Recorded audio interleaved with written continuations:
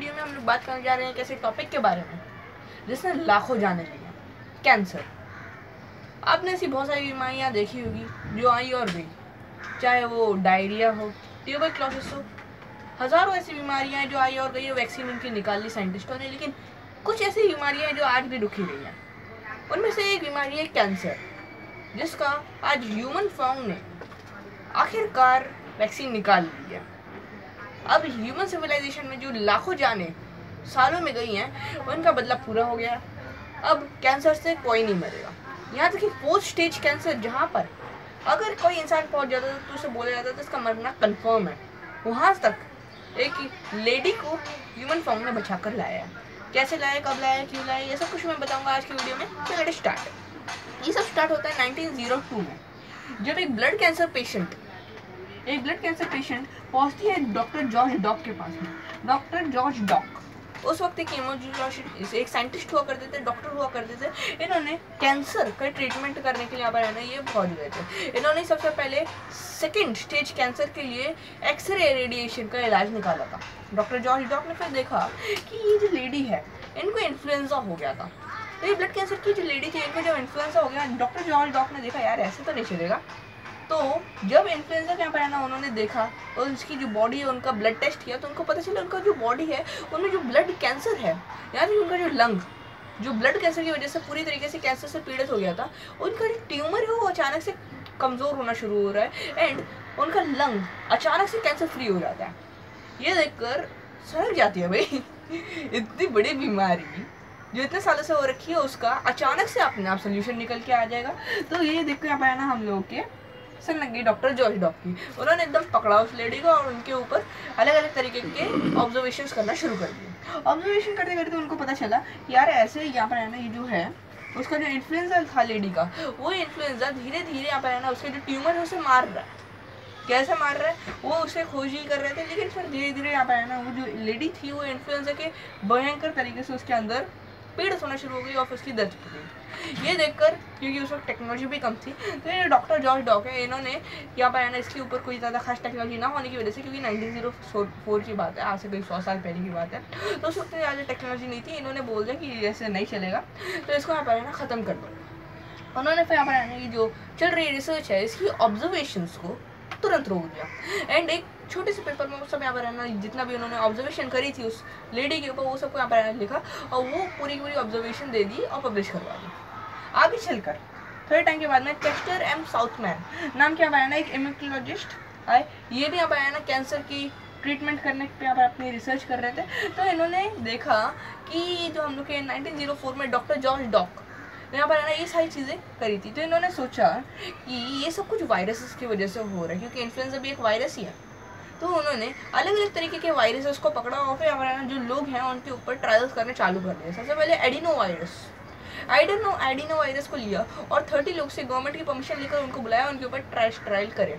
Test trial में पता चला कि वो जो ये हैं हम लोगों के लोग हैं जिनके ऊपर 4th stage cancer by the way चढ़ा हुआ था, वो 4th स्टेज कैंसर के अंदर जैसे एडिनो वायरस इंजेक्ट किया और उनके ऊपर कुछ दिन तक स्टडी करी, तो उनको पता चला कि वो जो लोग हैं ना उनके अंदर का जो अंदर कैंसर था, उनके अंदर जो 4th stage lung cancer, blood cancer था, उनके अंदर जो ट्यूमर था वो अचानक से रिड्यूस हो रहा है।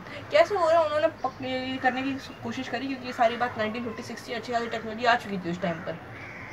तो उन्होंने देखा कि वो जो लोग हैं उनका अचानक से कैंसर ठीक हो रहा है, रिड्यूस हो रहा है। कैसे हो रहा है ये उनको पता करने की उन्होंने कोशिश करी। एडिनो वायरस में यहाँ पर है ना उन्होंने देखा, लोगों के अंदर डाला, रिसर्चर्स की ऑब्जर्वेशन करी और फिर देखा उसके सक्सेसफुल रिजल्ट्स आ रहे हैं और उन्होंने उस रिजल्ट्स को साइड में रखा। एंड एक और उन्होंने देखा कि अगर पहला एडिनो वायरस काम करे तो उससे ज़्यादा अच्छा एक वायरस था हेपेटाइटिस बी। उन्होंने वो हेपेटाइटिस बी को लोगों के अंदर इंजेक्ट कर दिया। लोगों के अंदर इंजेक्ट करने के बाद उनको पता चला कि ये जो हेपेटाइटिस बी है सबसे पहले लोग के अंदर जा रहा है। एंड पहले वाली तो ऑब्जर्वेशन एकदम एडिनो वायरस जैसी ही लग रही थी कि एकदम सब कुछ नॉर्मल चल रहा है, हेपेटाइटिस भी वैसे ही काम कर रहा है, ट्यूमर रिड्यूस हो रहा है। लेकिन अचानक से कुछ दिनों के बाद में जो लोग थे उनका जो ट्यूमर लेवल था वो तो एकदम अच्छे से रिड्यूस हो रहा था, लेकिन वो अचानक से हेपेटाइटिस बी के 4th स्टेज एकदम भयंकर वाला जो है उनको फीवर चढ़ जाता है और इन्फ्लुएंजा से वो बहुत ज़्यादा पीड़ित हो जाते हैं। वो फिर उनको चेक करते हैं, उनका ब्लड पेशेंट क्योंकि थे तो उनका ब्लड चेकिंग वगैरह करते हैं, तो उनको पता चलता है कि उनकी जो बॉडी है वो येलो होने लगी थी, सिंपली उनको पीलिया हो गया था। तो देखते हैं वो, और फिर उसकी वजह से इतनी ज़्यादा जोर से उनको फीवर चढ़ता है, उनमें से एक पेशेंट मारा जाता है। उसके बाद में जैसे ही ये इन्फ्लुएंजा जो हेपेटाइटिस बी का वायरस था वो उनको ठीक करते हैं लोग, तो फिर पता चलता है उनका अंदर का जो ट्यूमर था, जो पहले तो बहुत तेज़ी से कम हो रहा था, और 3 गुना तेज़ी से बढ़ना शुरू हो जाता है। एंड इतनी तेज़ी से बढ़ता है कि जितने भी पेशेंट्स के ऊपर टेस्ट ट्रायल चल रहे थे सबके सब मारे जाते हैं। तो उस वक्त जो गवर्नमेंट थी उन्होंने देखा यार ऐसे तो नहीं चलेगा, ये कैंसर के लिए इतने सारे लोग मार रहे हैं, तो उन्होंने बोल दिया ये सारी जो टेस्ट ट्रायल्स है इनको तुरंत बंद कर दो। इन्होंने बहुत ज़्यादा कोशिश भी करी हम लोग के चेस्ट टाइम साउथ मैन ने, लेकिन कुछ हो नहीं पाया। एंड फिर आखिरकार इनकी जो रिसर्च थी बीच में अधूरी छूट गई। फिर अचानक से 1990 में एक भयंकर तरीके की मेडिकल इंजीनियरिंग में ब्रांच खोज ली जाती है, जेनेटिक इंजीनियरिंग। ये सिंपली जेनेटिक इंजीनियरिंग में ये होता है कि कोई भी जीन जो होते हैं वो जीनों में जो खराब जीन होते हैं, क्योंकि पुश्तों से हम लोग का जो डीएनए है वो बनता आ रहा है, तो जो बहुत सारी जो हम लोग की पुश्तें थी उनमें जो जिस तरीके से कोई यहाँ पर जो प्रॉब्लम थी, कैंसर उसमें ट्रैवल नहीं होता, लेकिन जेनेटिक इंजीनियरिंग में जो आ रहा है डीएनए आ रहा है, उनमें से जो जीन्स आते हैं, डीएनए से हम लोग का जीन बनता है, तो जीन में जितनी भी प्रॉब्लम होती है उसको ठीक किया जाता है इसकी वजह से।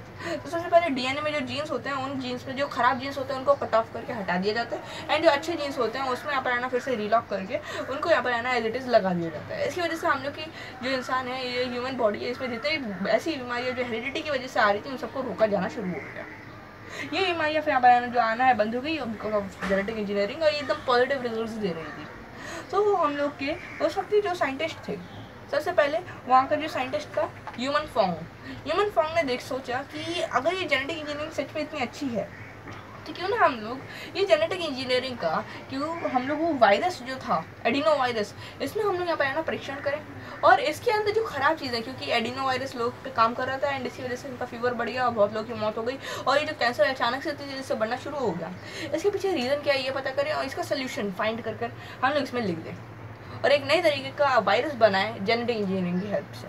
इन्होंने फिर यही काम किया, एडिनो वायरस को लिया और उसके अंदर जेनेटिक इंजीनियरिंग करी, और फिर ऑनिक्स 018 नाम का एक दूसरा वायरस बनाया जेनेटिक इंजीनियरिंग कर, और ये पहला ऐसा वायरस बना जो जेनेटिक इंजीनियरिंग से बनाया गया पहले। तो ये यहाँ पर इन्होंने बनाया एंड 30 पेशेंट्स के अंदर डाल दिया, इंजेक्ट कर दिया। इंजेक्ट करने के बाद पता चलता है कि ये जो यीस्ट है, हम लोग के जो सेल्स हैं, ये जो हम लोग का ऑनिक्स 158 है, इनके अंदर एक प्रॉब्लम आ रही है। सब कुछ तो पहले नॉर्मल था, ये अंदर गया, अंदर जाने का जिन लोग के अंदर के ये जो पेशेंट थे, कैंसर पेशेंट थे, उनके अंदर ये सबसे पहले जाता है। जाने के बाद में सबसे पहले अब देखो कैंसर क्या होता है, कैंसर जैसे हम लोग की बॉडी के अंदर आना शुरू हो जाता है, तो सबसे पहले कोई भी, क्योंकि जैसा आप जानते होंगे कैंसर कोई बीमारी नहीं है, ये जब अचानक से कोई पार्ट, बॉडी पार्ट अचानक से बढ़ना चालू हो जाता है, ये नॉर्मल भी होता है, नेचुरली भी होता है, आर्टिफिशियली भी होता है। अगर आप ज़्यादा फूकोगे, चर्च गंजा करोगे तो भी ये हो जाएगा, और अगर ऐसा नहीं करोगे तो फिर अचानक से नेचुरली यहाँ पर ये कभी कभार हो जाता है।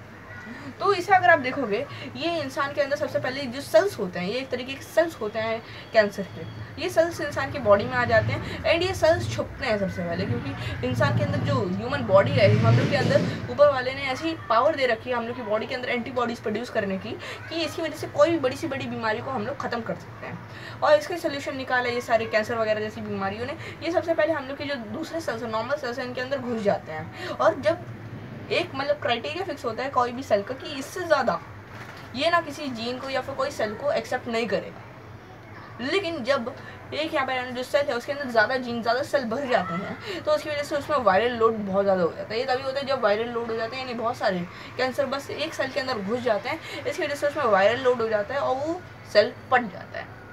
और क्योंकि इतना ही जो टाइम होता है उसमें जितने भी सेल हैं आपस में रिप्रोड्यूस करके जो उनकी तादाद होती है वो 3 गुना बढ़ जाती है।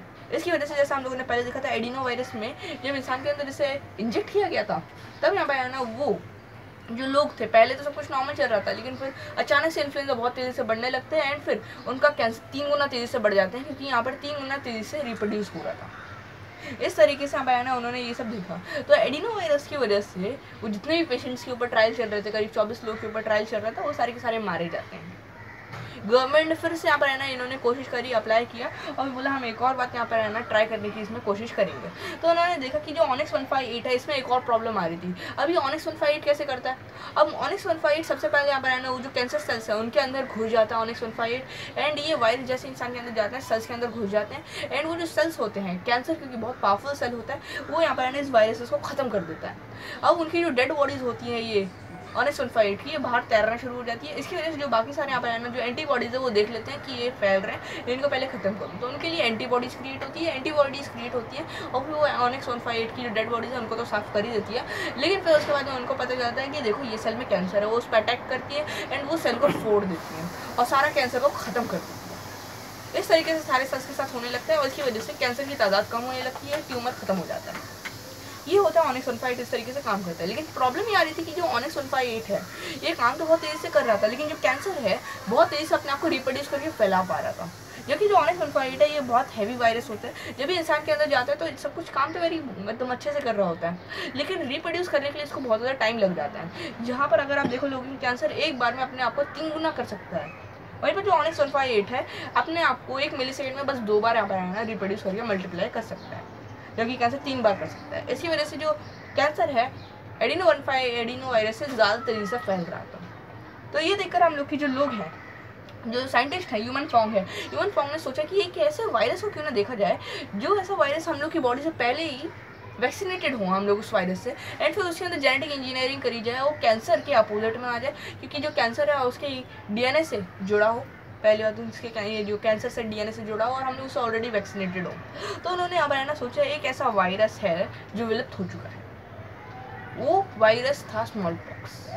वो याद होंगे आपको, स्मॉल पॉक्स पहले बड़ी महामारी फैलाई थी बंदे ने। तो स्मॉल पॉक्स को उन्होंने पकड़ा जो वैक्सीनिया वायरस की वजह से होता है, वैक्सीनिया वायरस को उनके पकड़ा, एंड वो वैक्सीनिया वायरस के यहाँ पर है ना फिर इन्होंने उनके अंदर जेनेटिक इंजीनियरिंग करना चालू कर दी, एंड एक पूरा पूरा नया वायरस बनाया ह्यूमन फॉन्ग ने उसका। वो पूरा ह्यूमन फॉन्ग ने जैसे वायरस बनाया वो वायरस को फिर यहाँ पर इंसानों के अंदर इंजेक्ट किया, और ये जो वैक्सीनिया है, अब ये वैक्सीनिया में एक बड़ी अच्छी बात होती है, वैक्सीनिया अपने आप को 4 गुना तेज़ी से रिप्रोड्यूस कर पाता है। कैंसर 3 गुना कर रहा था, ये अपने को 4 गुना तेज़ी से रिप्रोड्यूस कर पाता है। तो जैसे ही इसको यहाँ पर है ना अंदर डाला गया ह्यूमन बॉडी के, तो ह्यूमन बॉडी के अंदर जाते ही ये सेल्स के अंदर घुसते हैं और फिर से वायरल लोड की वजह से सेल बर्स्ट हो जाता है। सारे जितने भी हम लोग की एंटीबॉडीज़ हैं वो ये वायरस उसको मारने के लिए आ जाती, बॉडी साफ करती, कैंसर के अंदर घुस के कैंसर को ही मार देती।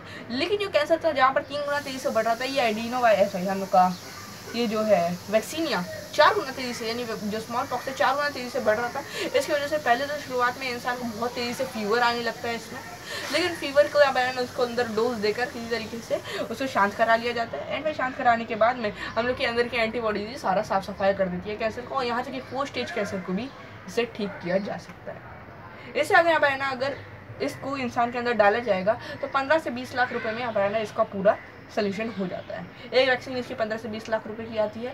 अब इसे यहाँ पर है ना फुल्ली मार्केट में ओपन कर दिया गया है। 10,000 पेशेंट्स के ऊपर अभी इसका ट्रायल सक्सेसफुल हो चुका है।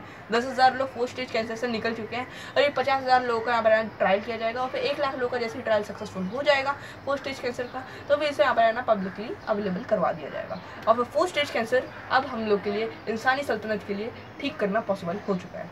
ये थी आज की ताज़ी खबर। मिलते हैं आपसे अगली वीडियो में। जय हिंद, जय भारत।